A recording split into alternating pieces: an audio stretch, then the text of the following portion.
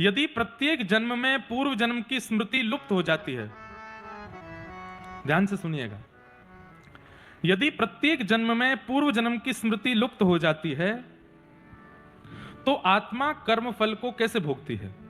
बिना स्मृति के कर्म का बोध और सीख कैसे संभव है? समझ में आया प्रश्न?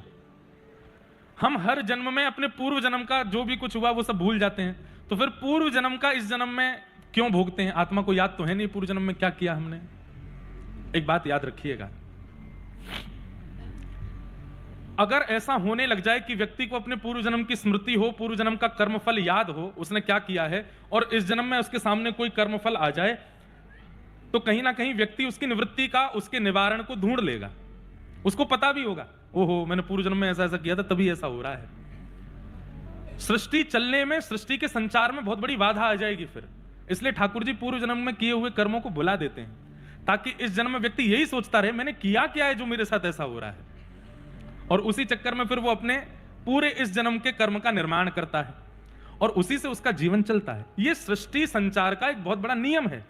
अगर व्यक्ति को पूर्व का पता होगा तो वो इस जन्म में बहुत सावधानी रखेगा, सतर्कता रखेगा, और उसको पता भी होगा अच्छा ऐसा हो रहा है मेरे साथ, पूर्व जन्म में उसका दिल दुखाया था मैंने तभी हो रहा है। दिल दुखाने का निवारण कैसे हो सकता है? बोले ऐसे ऐसे हो जाएगा, वो कर लेगा। तो फिर उसको कर्मफल आएंगे कैसे?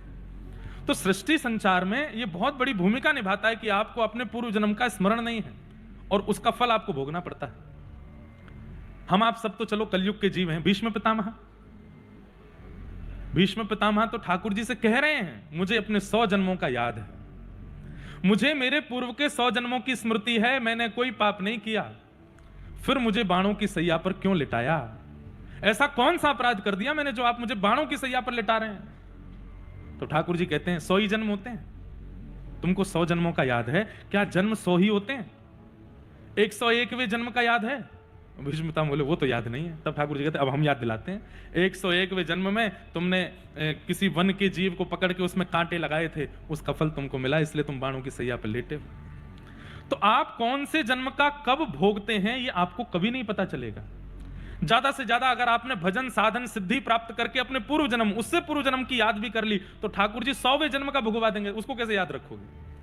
इसलिए इस चक्कर में मत पड़ो कि कौन से जन्म का भोग रहे हैं, बस इस चक्कर में पड़ो इस जन्म का कुछ रह ना जाए, इस जन्म की कोई हमारी स्थिति ऐसी ना बन जाए कि कर्जा हम पे ज्यादा हो जाए।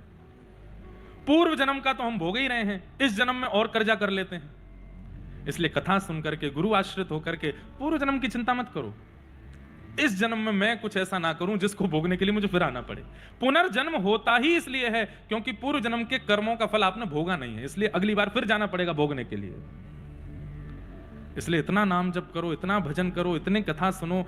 सबसे बड़ी बात है अपना जीवन व्यवस्थित रखो। आज मैं पूज्य श्री डोंगरे जी महाराज का एक भाव पढ़ रहा था, बहुत सुंदर बात उसमें लिखी थी, मैं लिख के भी लाया।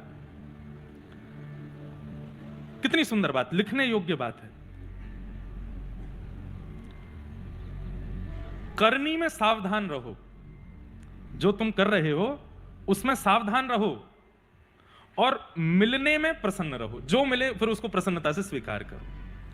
अपनी क्रियाओं को करने में सावधान रहो कि ऐसा कुछ मैं ना कर दूं कि जिससे मुझे दुख हो, और फिर जो मिल रहा है चाहे वो पूर्व का है, पूर्व से पूर्व का है, उसमें प्रसन्न रहो।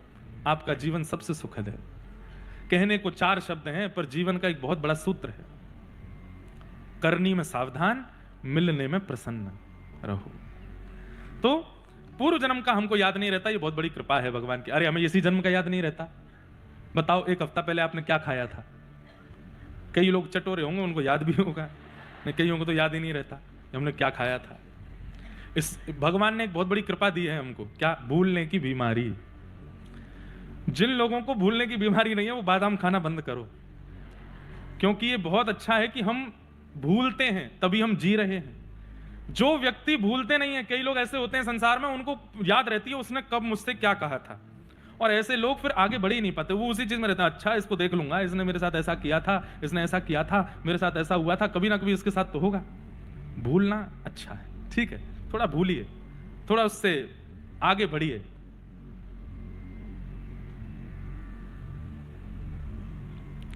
फिर दूसरा इनका प्रश्न है, कथा सुनने की परंपरा से ऊपर उठकर चिंतन मनन और आत्मबोध की यात्रा कैसे बनाएं? कथा सुनने से आपको ऊपर जाना क्यों है? मतलब कथा में इतना ज्यादा परेशान हो गए हैं कि अब आत्मबोध और चिंतन के भाव पे जाना है।